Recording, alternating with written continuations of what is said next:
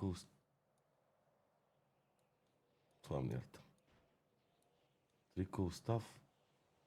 Mască staff. Gata, mă, stat mine acum, am mâncat și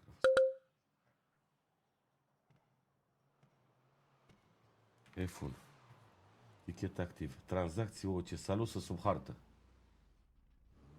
Ridicat. Ce înseamnă ridicat, mă? Ai preluat tichetul. Tăpătul player. A, l-ai luat tu? Scuză-mă, Ivan. A, salut! Nu mai trebuie emoji. L-ai rezolvat? Da, suport cu Cezar. Păi nu... Păi, treia o părere și de la mine, mă, că și eu stat min. Păi... Unde ești? Intră tu dacă vrei. Intră pe 2. Eu... Pe 2. Ce să mă... Pe aici? Ia, pe 2, da? Ia, mă, să vedem. Scuză-mă, Cezar, un pic. Scuză-mă, Cezar. Eu spun aici, ce drept, fraier aici. Unde să știa, mă, ia să vedem. Ia să vedem unde pula mea. Păi ce discursuri, mă? Unde să știa, mă, cu aia, mă? Aha. Salut, Cezar, salut. Salut, Roger. Ia să vedem, frate, ce s-a întâmplat. Nu pot să dai, nu. Tomor, stai pe loc, vă omor. Tomor, stai pe loc, nu mișca. Mai dă acțiunea de la început odată. Te arăt și povul meu după. Tomor, stai pe loc, nu mișca. Ce arăți după aia? Poftim? Ce Povul meu. Eu vreau să văd și povul tău, frate. Tu erai ăla care ai murit, care a scos pistolul? Nu, eu eram ăla de-am bătut amândoi. Ei doi sunt atacatorii, pe ceilalți doi am băgat intras acum pe suport. Salut, Cristian și KNS. Sigur. Da. Vrem să vedem și de la voi filmare de la treaba asta de ați avut-o mai devreme. 2 secunde acum.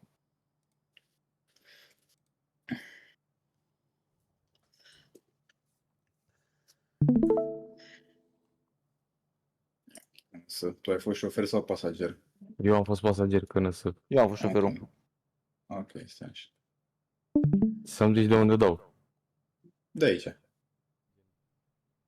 Sonor? Păi, motiv medical, dacă te rău.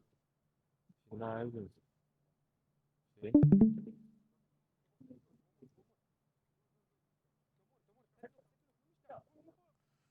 Ok. Ia mai dă un pic de când erai în mașină, vreau să văd dacă aveai arma echipată. Da, ok. Și ia și șoferul. 2 secunde. La ei poate n-a apărut că aveam arma că m-a dat în prima perspectivă după... Da, pe de-aia am vrut să văd și de la tine, Povu.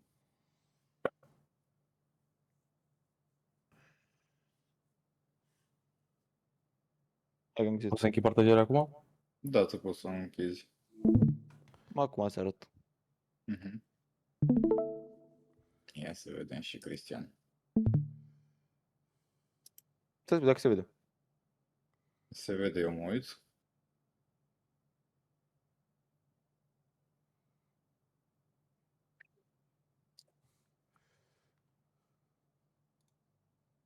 Tomor, stai pe loc, nu mișca. Bă, nu pot!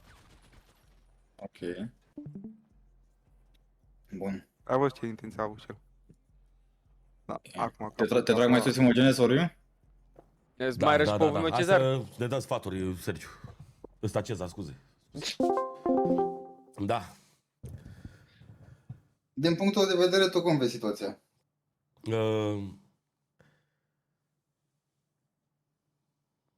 Faptul că avea arma deja în mașină și că a ieșit și efectiv ca să se apere, cumva, părerea mea.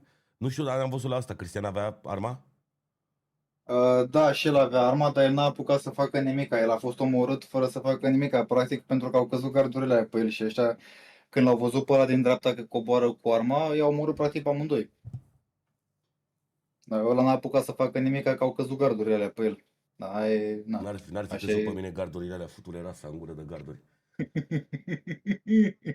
De ce mă să cadă Bă, pe tine? eu, așa cum o văd sincer, că nu erau în fața mașinii, erau în spatele mașinii. Cumva, știi? Și faptul Da. că a ieșit să se apere, n-avea pistolul pe parbriz, știi? Bă, Ești cu Și mâinile dacă sus. era pe parbriz, eu din ce am văzut, că pe mine, într-o situație de genul ăsta, mă interesează mai mult povul celui care este acuzat de no-fir, să vedem ce a văzut el. Că nu-i pasă, nu pot să mizez pe ce a văzut ăla care l-a atacat, că se mai creează desin pe server, mai este lag, mai este o chestie, o animație pe care unul o vede, unul nu o vede. Exact, da. Că uite, din povul lui Sergiu Lică și al lui David, se vede că ăla din dreapta n-avea nicio armă în mână și a făcut el cumva un rol, i-a apărut arma și a tras. Ai văzut că la el pe pov, el de fapt avea arma echipată, dar l-a scos în first person scriptul de mașină și de-aia părea că nu are. Oamenii au reacționat practic la secundă, cum i-au văzut pe aia că se dau jos, au dat și ei jos în același timp. Pata doar că pe unul a căzut gardul și altul era în first person. Părerea mea e unul aș vrea să roleplay așa. Same. Bun, hai să-i anunțăm.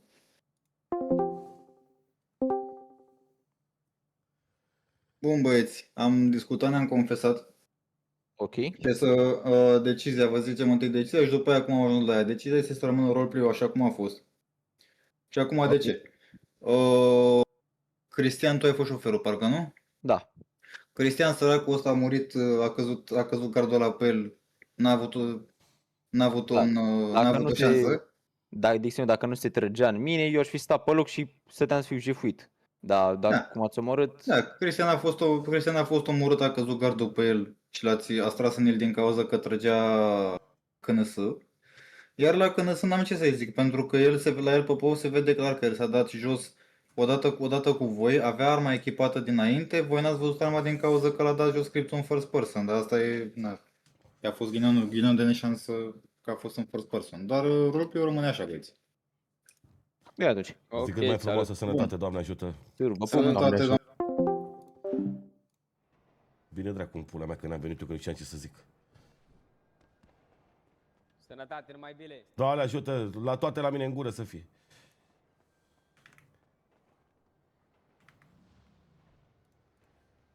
Ia să vedem ce mai avem aici.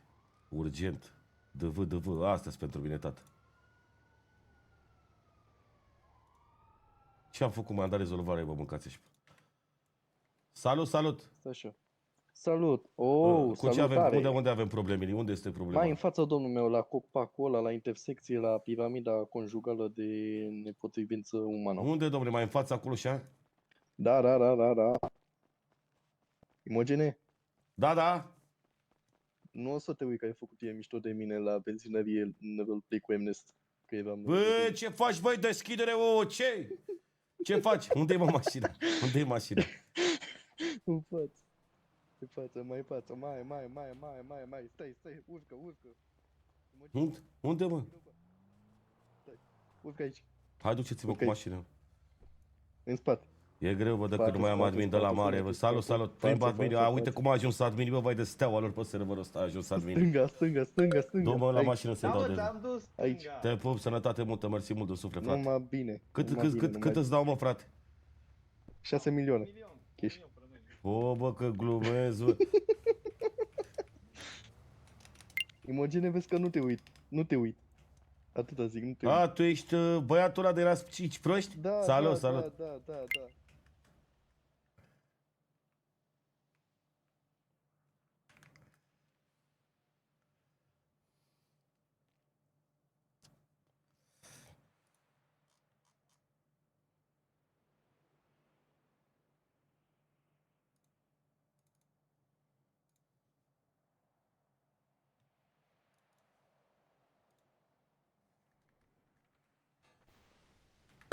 Salut, ce s-a întâmplat? Da, e ok. Trăiască Imogen.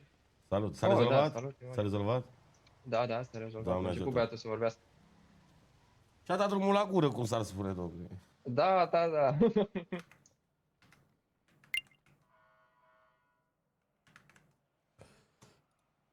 Întrebare legată de vânzarea hainelor cu FPT. Problemă. Am o întrebare despre cască. Salut, de unde pula licență de pescar? Oare de unde dracu posui? Low for roleplay. Ăsta e. Am tras dreapta pe motor și îmi fuge fără motiv de la traffic stop.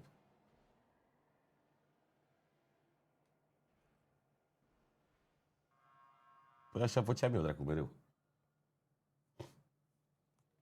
Adică... Închide tichetrii? Păi n-am dat rezolvat la ăla? La care?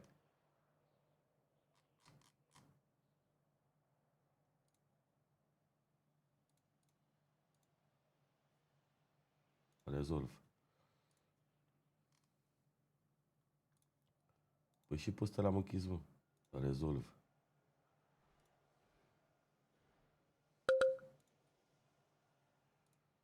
Întrebare legată de vânzarea hainelor cu FPT. Am întrebat la asta cu FPT-uri, de când a băgat hainele n-am mai intrat. Nu știu, deci nu știu ce îmi dă asta. Ce să-i zic eu la ăsta cu hainele? Stai că rezolv cu Carlito. Nu mai e problemă. Preia tichetul. TP player. Salut! Salut, ce s-a întâmplat, domnul meu? Salut! Deci mi-a spus domnul, am avut un roleplay cu el și mi-a spus zice că a avut el niște probleme la creier și nu știu ce într-un roleplay și s-a vorbit cu inspector și așa și să vedem dacă zice, dacă minte sau nu că a avut probleme la creier, ca știu dacă îl lasă să plece sau nu. Acum să zic eu mai departe ce a avut și ce n-a avut. Da, ce nouă ne-a zis că a avut niște probleme. Ce s-a întâmplat, da?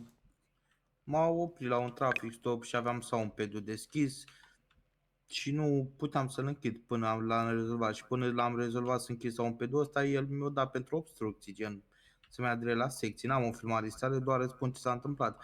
Dar din filmarea lui se vede că eram cu muzica pornită pe soundpad și astea și decât se poate observa destul de bine. Da, ideea e că el mi-a spus, nu ne-a spus zice că el a avut niște probleme la creier și nu e ok să spună chestia asta dacă n-a avut. Deci asta vreau să verifice dacă a avut sau nu. ți-am zis că am avut soundpad-ul deschis și nu puteam să mai închid. Treaba noastră că ai avut tu soundpad-ul deschis. Băi, tată, eu știu că acum ce cauți tu, dar... Eu nu caut nimic, eu doar încep să... Nu vă certați, chiar nu Doamne ferește, stați nu mă un pic cert. așa un pic, stați un pic, un minut. Sigur. Doar încerc să aflu dacă să-l las sau nu. Salut!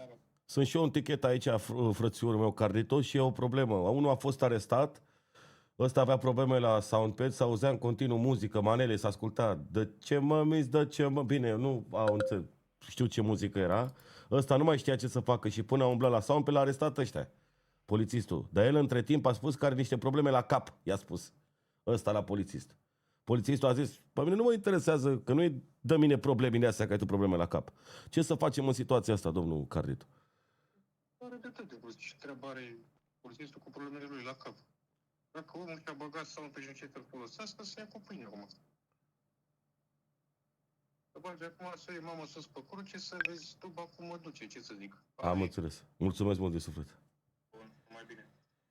Salutare. Tocmai ce a dat și un apel la fondatorul serverului și a spus că se continuă roleplay-ul. Din păcate nu este problema poliției. Mulțumesc. Doamne ajută, sănătate mult. Pa. Sport.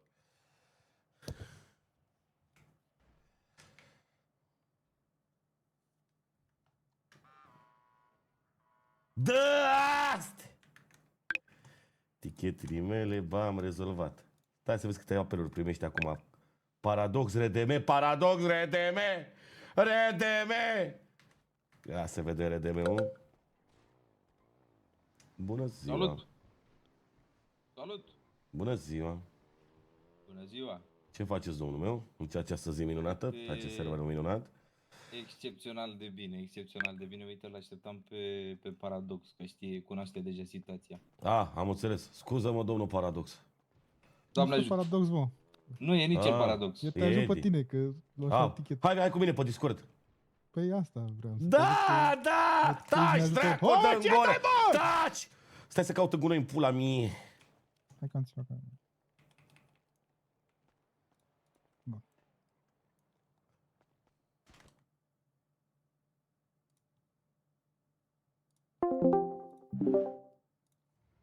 Vezi că miroși urât, băi, Eduard. 5 de plastic. Hai să vedem. Hai pe Discord, băi, Edi. Păi intră pe suport. Sunt pe bully. Ești pe suport?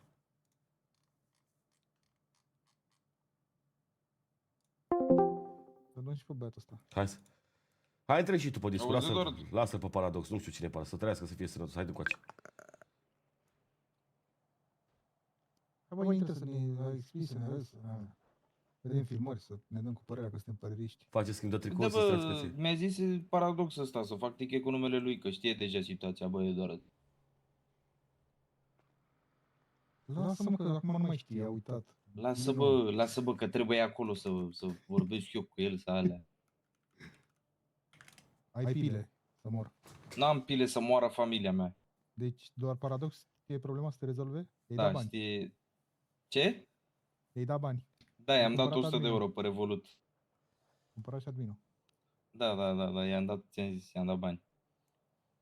Bine, mă, atunci așteaptă-l pe Paradox. Dacă nu suntem Bine, buni bă. pentru tine. Nu ești, bă, bun, că tu ai vrut să te dai la turcoaigă. Du-te acolo la ea. Carlito, dacă sunt la un tichet și scrie Paradox și am venit și l-am luat cu Edward și el, băiatul nu vrea să facă, ce fac la băiatul ăsta? Dăm bani. E un băiat care a zis că, vezi, doamne, tichetul să-l ia de că un băiat Paradox și am venit eu cu Edi să o luăm și nu vrea să... Azi că nu știu ce a zis. Dar ce pula, avem și preferințe? Aoleu. Scuze, Păi Carlos, spune bă. Scuze. Ai ce a zis, da? Haide pe Discord. Da, bă.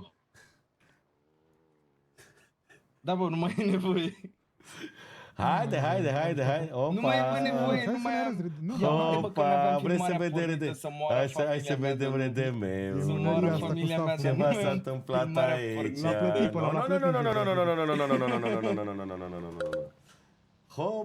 Hopa. Bă, uite că nu mai am filmarea pornită să mor eu. Să mor că l-ai plătit.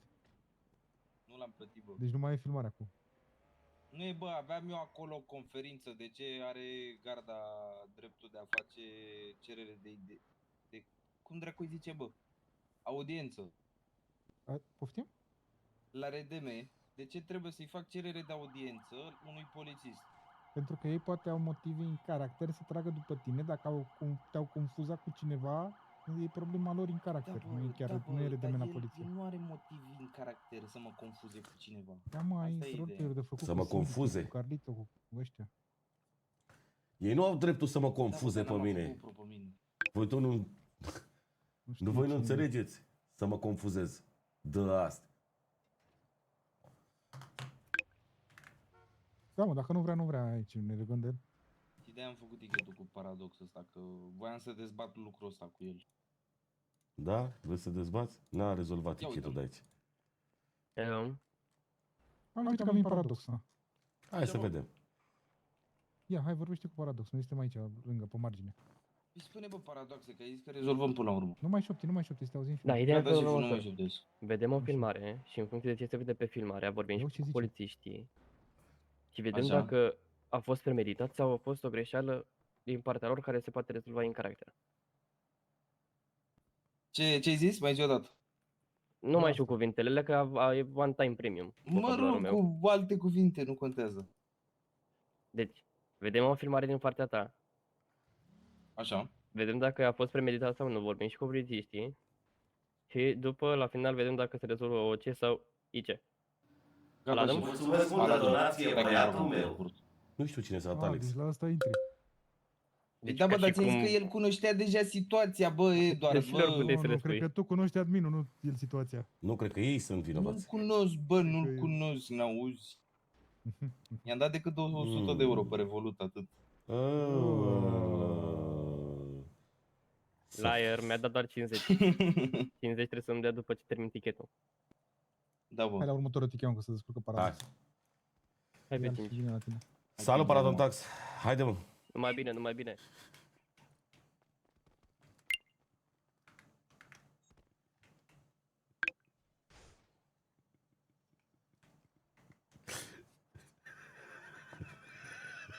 Ce prost sunt.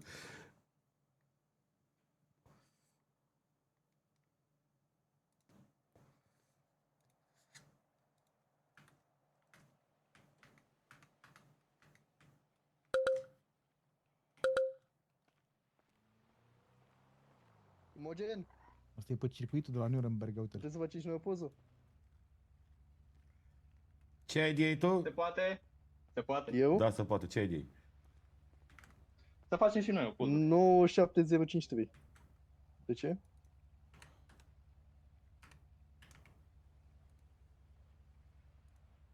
Ce-am făcut? Vrei să faci pe aia cu încarcă jucătorii înainte, bă, să scrie eu. 97053? Da. Încarcă jucători, apasă pe încarcă jucătorii înainte să scrie eu. Așa.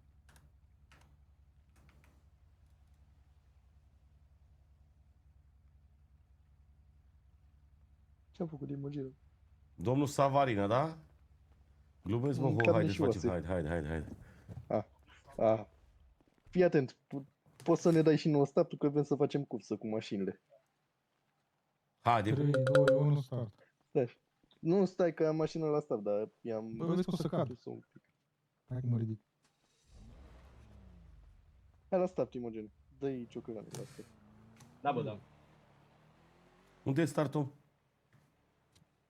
Au de mers vreo 2 minute pe start. Nu mai e aici aproape. Asta e startul, nu? Da, unde e mașina noastră aici? De mă. Te-am adus eu.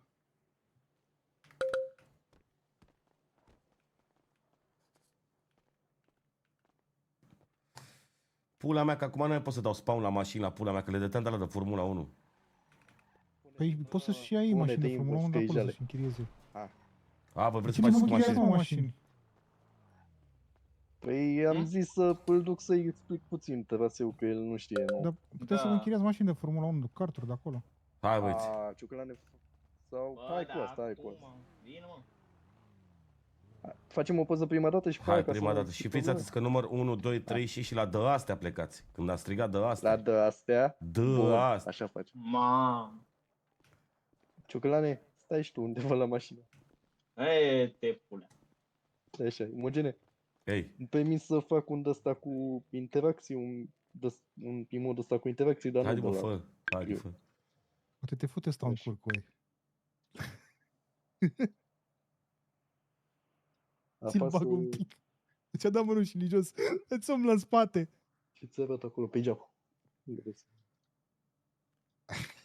Și pentru toți oamenii de pe cea nu sunt Fire. Sunt un simplu jucător.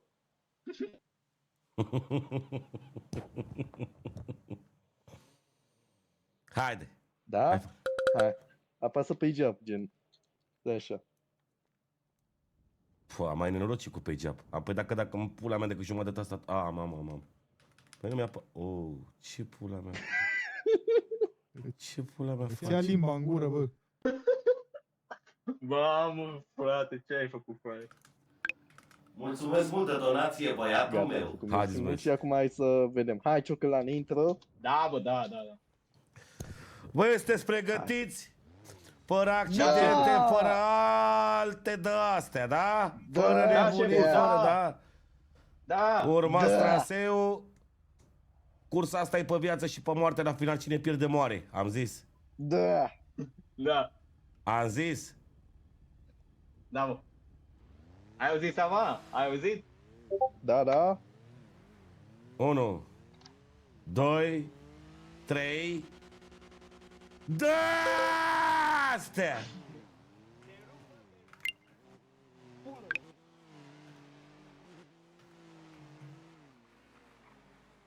De ce să facă ăsta, bă, cu audio ăsta? Uite-te puțin.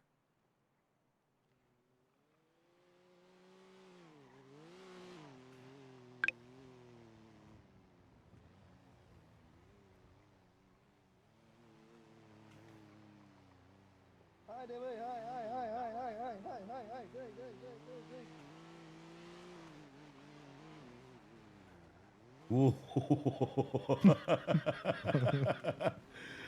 Ia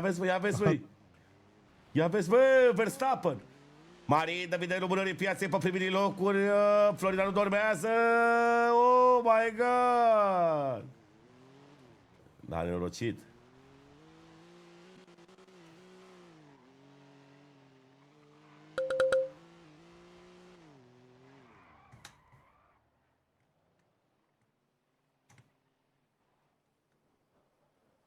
Ce a făcut ăla? Eduard. Sunt pus în spate. Hai de pula. Nu s-a oprit. Poate și de acum, nu clip.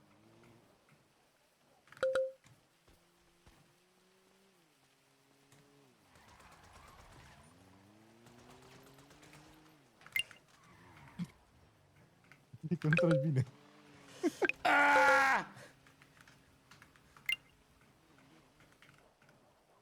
A câștigat, bă. Gata audio.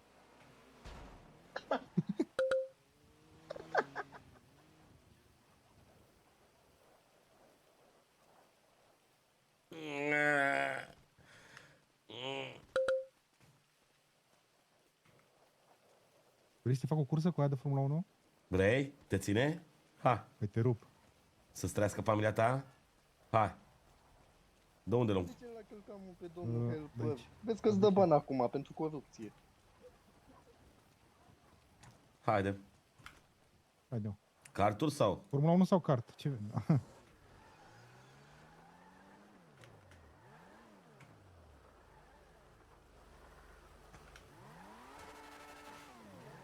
Ești ready?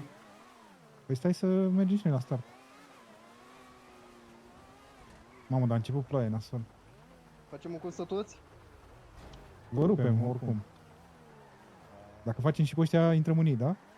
Pe Discord ți-am zis. Băi, catapultăm, nu că intrăm în ei.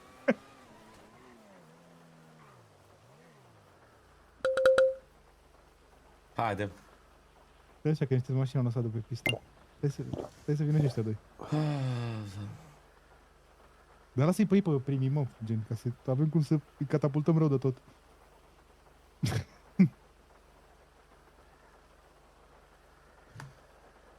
Iar mă piși. Doamne, ferește să...